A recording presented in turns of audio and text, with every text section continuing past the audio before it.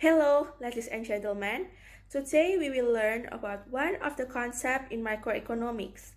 It is demand, supply, and elasticity. Later, I'll explain to you about the definition, kinds, law, factors that affect them, and as well as to comprehend how to understand and draw demand, supply, and elasticity curve.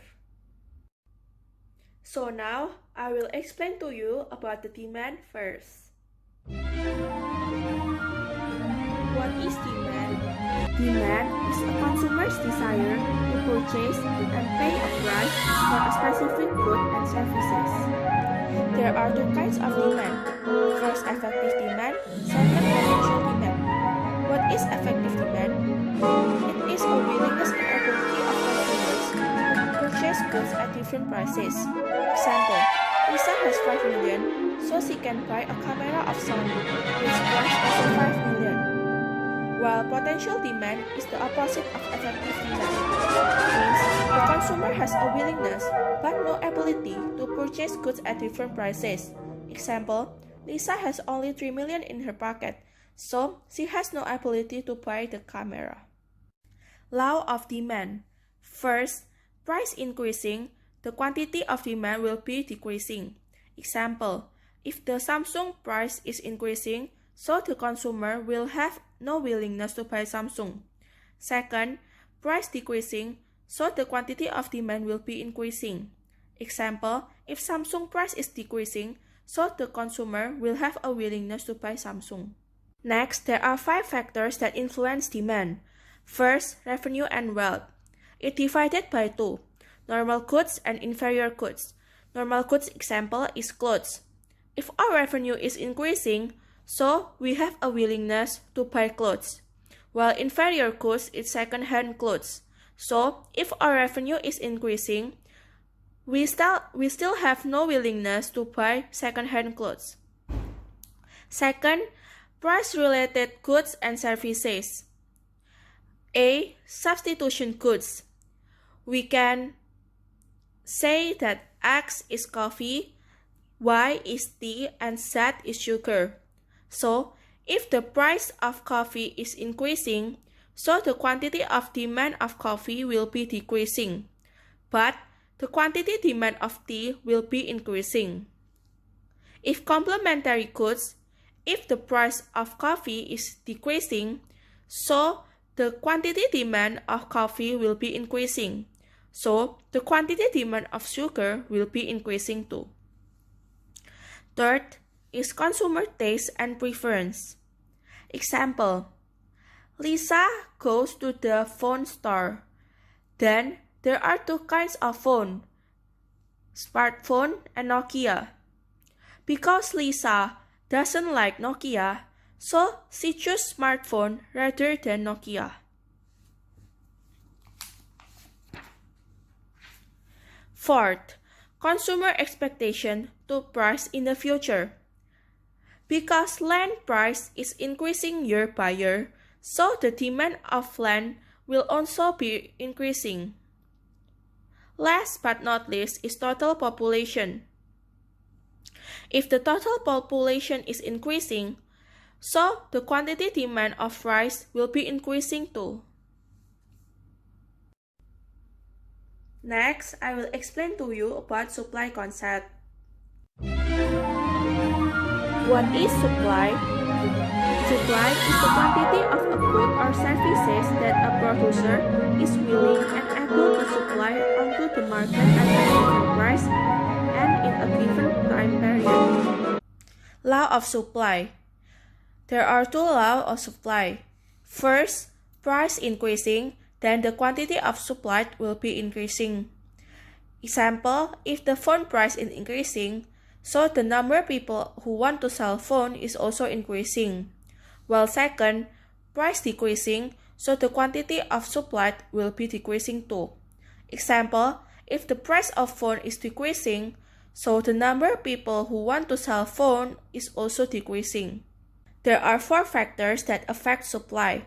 First, production cost. It divided by 2, change in technology and input price. Change in technology, if the technology is increasing, so the cost production will be decreasing, and the number of people who want to sell product is also increasing. While input price, if the price input is increasing, so the cost production will be increasing, and the number of people who want to sell product is decreasing. Second, related product price. We can conclude that X is coffee, Y is tea, and Z is sugar. It divided by 2, substitution goods and complementary goods. Like the same in the demand effect. Substitution goods. If the price of coffee is increasing, so the people who want to sell coffee is also increasing, and the number of people who want to sell tea is decreasing. While complementary goods, if the price of coffee is increasing, so the number of people who want to sell coffee is also increasing, while the number of people who want to sell sugar is also increasing.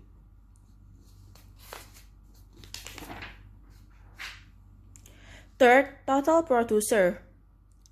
The more number of companies or producers, the more quantity that will be supplied. And last, tax and subsidy. It is usually given by the government. If the tax is increased, so the quantity that will be supplied is decreasing. Well, if the subsidy is increasing, so the number of people who want to sell things is also increasing. Because they have a lot of money, right? And the last is elasticity. What is elasticity? Elasticity is a general measure of responsiveness that can be used to quantify many different relationships. Types of elasticity.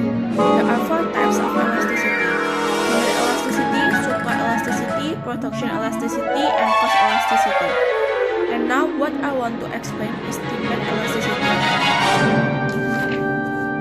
There are 3 factors that influence elasticity. First, availability of substitutes. The more substitution goods, the more elasticity of demand. Example, clear shampoo is much more cheaper than Pantene, so Lisa used clear shampoo. Second, the importance of being unimportant. Example, there is a rare disease and only one medicine. So, if the price of medicine is increasing, the quantity demand of elasticity is also increasing. Third, the time dimension. It divided by 2. Elasticity in short run and elasticity in long run. Elastic in short run is still inelastic, but elastic in long run is elastic. Example, long time ago, a car can only be filled with fossil fuels, but now there is an electric car. So, the elasticity of demand is increasing. Price elasticity of demand. Price elasticity of demand is to find out how does demand of a product respond when the price changes. And this is the formula of the price elasticity of demand. So those are the kinds of price elasticity demand. First, perfectly inelastic demand when the ED is equal to 0. Second, inelastic demand when the ED is less than 1. Third, unitary when the ED is equal to 1. And elastic demand when the ED is more than 1.